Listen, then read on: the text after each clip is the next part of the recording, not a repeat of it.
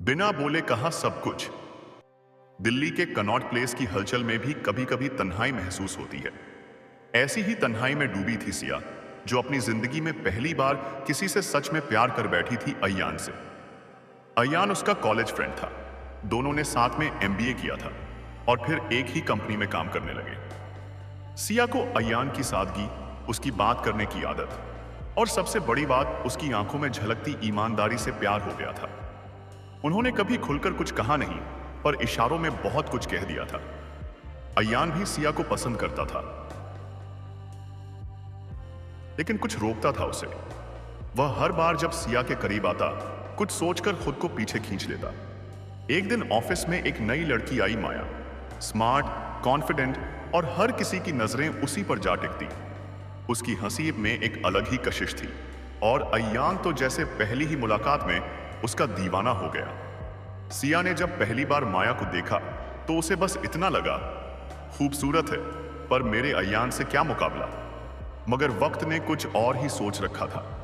धीरे धीरे अय्यान और माया की नजदीकियां बढ़ने लगी। ऑफिस के बाहर साथ घूमना, कैफे में घंटों बातें करना और फिर सोशल मीडिया पर उनकी तस्वीरें सिया के दिल को तोड़ने लगी। एक शाम सिया ऑफिस से जल्दी निकली और सोचा कि अय्यान को सरप्राइज देगी। उसने अय्यान को कॉल किया। कहाँ हो? अय्यान बोला, घर पर हूं यार, बहुत थका हूं आज। सिया मुस्कुराई। ठीक है, आराम करो। पर किस्मत को कुछ और मंजूर था। जब वह कॉफी शॉप से गुजर रही थी, उसने देखा अय्यान और माया साथ बैठे हुए थे, हाथ में हाथ, आंखों में आंखें। दिल जैसे किसी ने मसल कर रख दिया हो। सिया बिना कुछ कहे लौट गई। उस रात उसने खुद से सवाल किया, क्या मैं कम थी? क्या मेरा प्यार सच्चा नहीं था? अगले दिन ऑफिस में सिया ने खुद को बहुत सहज दिखाया, लेकिन आंखों में दर्द छुपा नहीं था। अय्यान ने कोशिश की बात करने की, पर सिया ने दूरी बना ली। कुछ दिनों बाद अय्यान ने उसे कॉफी पर बुलाया। सिया, मैं जानता हूं कि तू बहुत कुछ फील कर रही है, पर मैं तुझे कभी उस तरह से नहीं देख पाया, अय्यान बोला। सिया ने हंसते हुए कहा, कमाल है ना, जो इंसान हर रात मेरी याद में सोता था, अब उसे याद भी नहीं कि उसने क्या खो दिया। माया के साथ मुझे कुछ ऐसा फील होता है जो। अय्यान कुछ बोल ही रहा था कि सिया ने बीच में काटा। जो मेरे साथ कभी नहीं हुआ। चलो अच्छा है, अब तुम्हें तुम्हारा जवाब मिल गया। अय्यान चुप हो गया। माया के साथ अय्यान की नजदीकियां बढ़ती गईं। उन्होंने एक दूसरे को डेट करना शुरू कर दिया।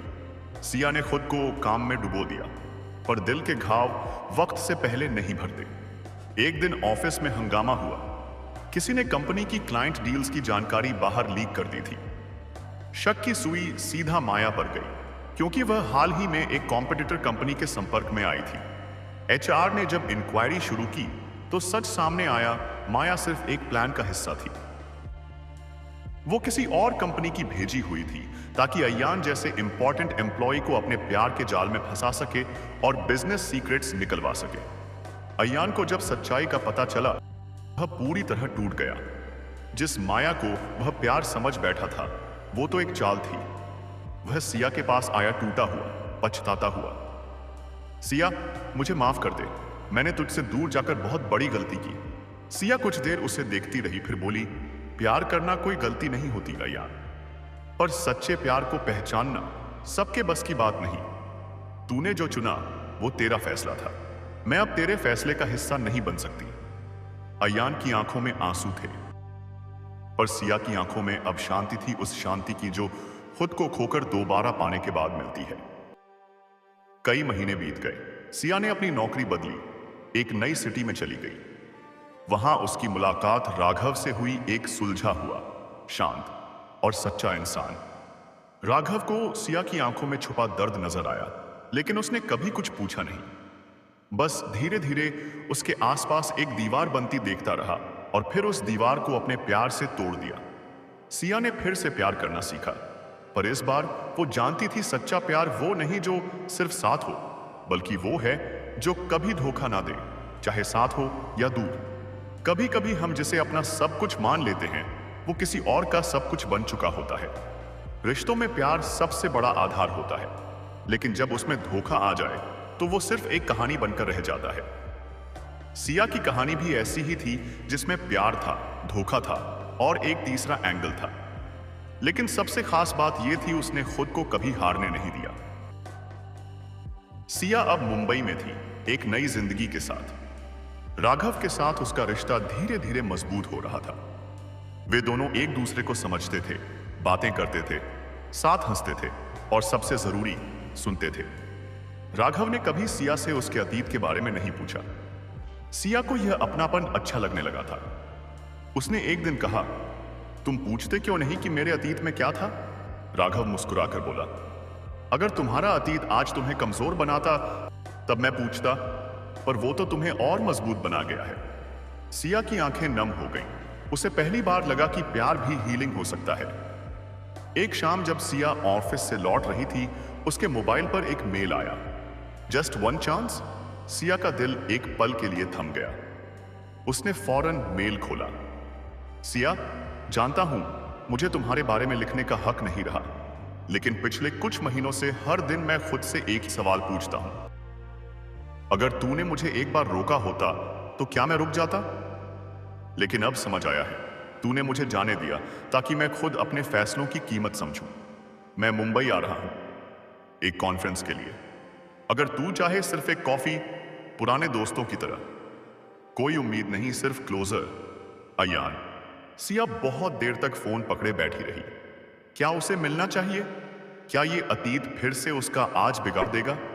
2 दिन बाद एक कैफे में सिया बैठी थी, वही टेबल, वही कॉफी, पर अब दिल में कोई उम्मीद नहीं, बस एक सवाल था। क्यों? अयान आया, पहले जैसा ही, पर आंखों में एक झुकी हुई शर्म थी। कैसी है तू? उसने पूछा। अच्छी हूं, अब खुद से प्यार करना सीख लिया है, सिया बोली। अयान चुप हो गया। फिर उसने धीरे से कहा, माया ने मेरा दिल तोड़ा, लेकिन मैंने तेरा भरोसा तोड़ा। माफ नहीं कर सकता खुद को। सिया ने उसकी आंखों में देखा। तेरी गलती यह नहीं थी कि तू माया से प्यार कर बैठा, गलती यह थी कि तूने मेरे साथ खेल समझा, जैसे मैं कोई ऑप्शन थी। अयान की आंखों से आंसू निकल पड़े। मैं वापस नहीं आया कुछ पाने के लिए सिया, बस ये जानने कि तू खुश है। सिया ने सिर हिलाया। मैं खुश हूं, किसी ऐसे के साथ जो मेरा अब है, ना कि मेरा क्या होता अगर। उस रात सिया ने राघव से सब सच सच कह दिया। अयान से मुलाकात, पुराना रिश्ता, दर्द, धोखा, सब कुछ। राघव बस सुनता रहा। फिर उसने सिया का हाथ थामा और कहा, मैं तेरे अतीत से नहीं डरता, क्योंकि मैं जानता हूं जो तूने झेला है, उसने तुझे उस इंसान में बदला है जिससे मैं प्यार करता हूं। उस रात सिया को समझ आया कि सच्चा प्यार सिर्फ साथ चलने में नहीं होता, बल्कि साथ रुकने और सुनने में भी होता है।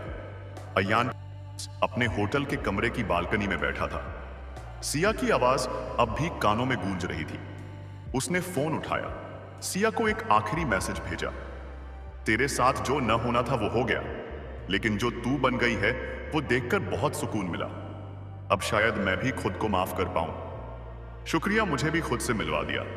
उसने फोन ऑफ किया और बालकनी से आसमान की ओर देखा। शायद वही आसमान था जहां सिया भी अब बेफिक्र थी। सिया और राघव की जिंदगी अब एक खूबसूरत सफर पर थी।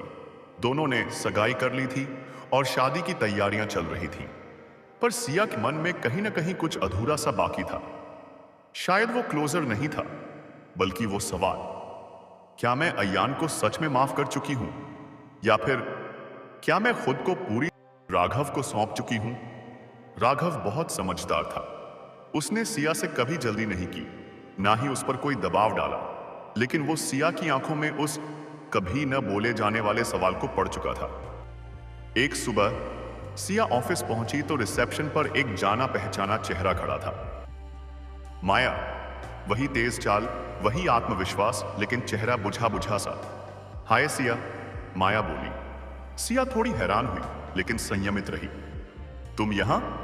माया ने लंबी सांस ली। एक इंटरव्यू के लिए। मैंने सुना तुम यहां काम करती हो, सोचो तो किस्मत भी क्या खेल खेलती है। सिया ने सोचा, क्या ये वही माया है जिसने उसका दिल तोड़ा था? लेकिन फिर कुछ बदला हुआ सा लगा। काफी बदल गई हो, सिया बोली।